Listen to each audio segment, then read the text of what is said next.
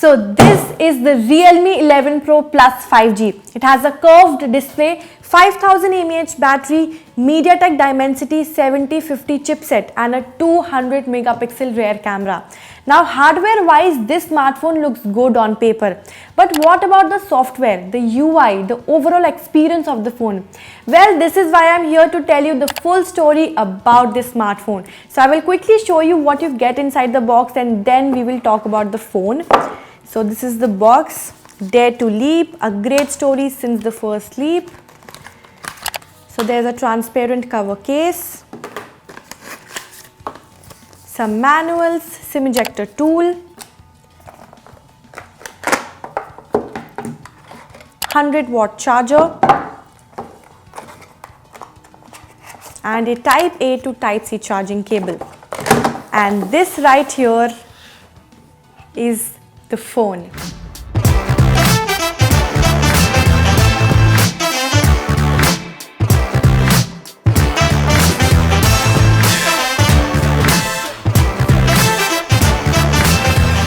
Now when I first saw this device, I loved it. This looks super premium. It has a fox leather finish on the back panel and then there's this big circular camera setup. This phone looks grand. I did not even use a back cover because this is not going to retain fingerprints. But for display, you definitely need to be extra careful. There's a curved display, so you have to use a screen protector because they tend to catch scratches easily. Now this is the sunrise beige variant. It may also start looking dirty after a few months. You can get in 2 more colors. So if you like darker shades, you can choose the black one. The phone also feels smooth and lightweight in hand, and I really like the fact that I could use it with one hand. Scrolling, texting, taking pictures, all can be managed single-handedly. Its display has a 120Hz refresh rate, so it's a breeze to use it. There's an in-display fingerprint scanner that works decently fast and is accurate.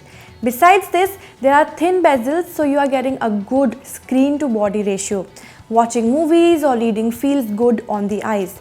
It supports wide 1L1, but there is only full HD playback support. But in outdoors, Realme 11 Pro Plus display is not that great, so it's bright sunny right now and you can see the display is not bright enough. There are some visibility issues. The brightness is at the maximum level, but still there are so many visibility issues. The display is not that bright, the colors are not that great. Now let's talk about the software and the UI. Now the first thing that I noticed was that there are so many unnecessary apps, notifications that I keep getting from App Market and Theme Store. Realme seriously needs to fix this. This is not new. All reviewers have been talking about it for a while. Most companies have at least made some effort in the direction. So it's sad to see Realme not doing anything about the bloatware situation. I had to uninstall the App Market from the phone and remove all the shortcuts of hot apps, hot games to have a cleaner experience. Still, you can see a lot of other apps on the phone right now like Moj, Bob's World and even Jio Cinema. So if you plan to buy this phone, you literally have to uninstall all these apps, otherwise it will be difficult for you to actually find the apps that you use. And another disappointing fact is that you're only getting 2 years of Android updates. Now that's really sad to see on a mid-range smartphone. Otherwise, if we talk about its performance, it runs smoothly and doesn't get hot. I've opened 20 apps right now and I can easily switch between apps and multitask. I played Asphalt 9 and it could run the game smoothly. But this phone is not the most ideal phone for gaming in this price bracket. On Geekbench, you can see the Realme 11 Pro Plus got 936 single-core scores and 2240 multi-core scores. And if we compare it with the competition like the iQOO Neo 7 or the Poco X5 Pro, both these phones scored much better than the Realme 11 Pro Plus. Even on AnTuTu, Realme 11 Pro Plus received a much lower score than the Poco X5 Pro and the iQOO Neo 7. Now this means the Realme 11 Pro Plus can handle day-to-day tasks easily, but when it comes to heavy tasks, it is not as fast as the iQOO Neo 7 or the Poco X5 Pro.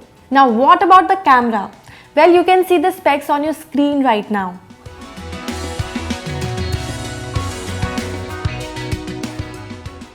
Now first, let's take a look at daylight shots. The colors are sharp, but I feel these are overexposed. The green color of the tree doesn't look natural, and even the sky is a shade brighter. However, in some of the images, the colors are easily likable. Details are also good, and there are no traces of noises. The dynamic range is also fine. There's balanced processing across the board, and the skin tone looks natural in pictures. So Realme is claiming that with the 200 megapixel main camera, you can actually click 2x, 4x images without losing details.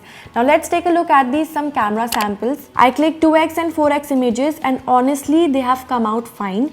The zoom-in capabilities are decent and fine for regular photography. With portrait shots as well, the subject separation is really good, the background blur is good and convincing.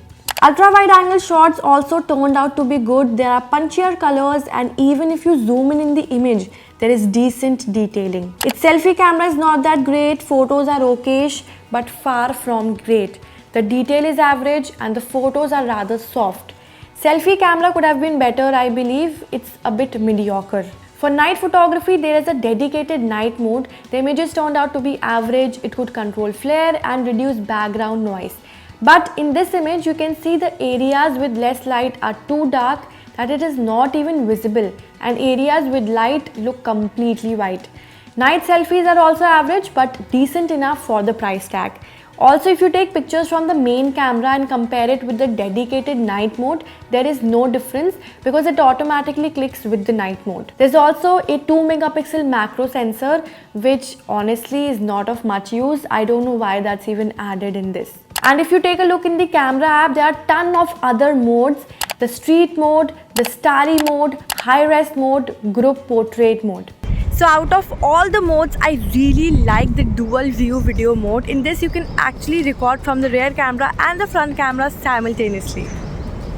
So I am recording from Realme 11 Pro Plus selfie camera, and 1080p is the highest video resolution. How's the audio quality? How's the video quality? Do let me know. So I am currently recording from Realme 11 Pro Plus rear camera, and this is 4K 60 FPS video resolution. How's the audio quality? How's the video quality? Do let me know.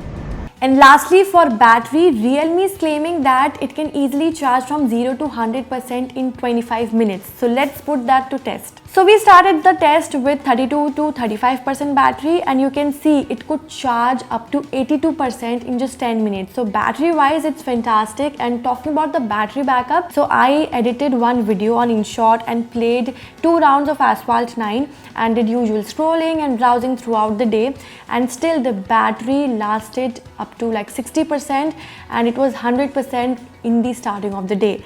So battery backup is also excellent. So my rating for the Realme 11 Pro Plus is 7 on 10. I love the design, performance is good, camera is decent, and battery is fantastic. But the biggest problem is the bloatware issues and the fact that you're only getting 2 years of Android updates. Now if you compare it with the competition like the iQOO Neo 7 or the Samsung Galaxy A34 5G, you're at least getting minimum of 3 years of Android updates. So it's quite disappointing to see that software wise this smartphone is not that great. Otherwise this could have been an overall package. So in this budget, I would instead recommend you to go for the competition like the iQOO Neo 7, Redmi Note 12 Pro Plus, Samsung Galaxy A34 5G or Nothing Phone 1. So that's my take. Let me know in the comment section below what are your thoughts regarding the Realme 11 Pro Plus 5G. I will catch up with you in the next video.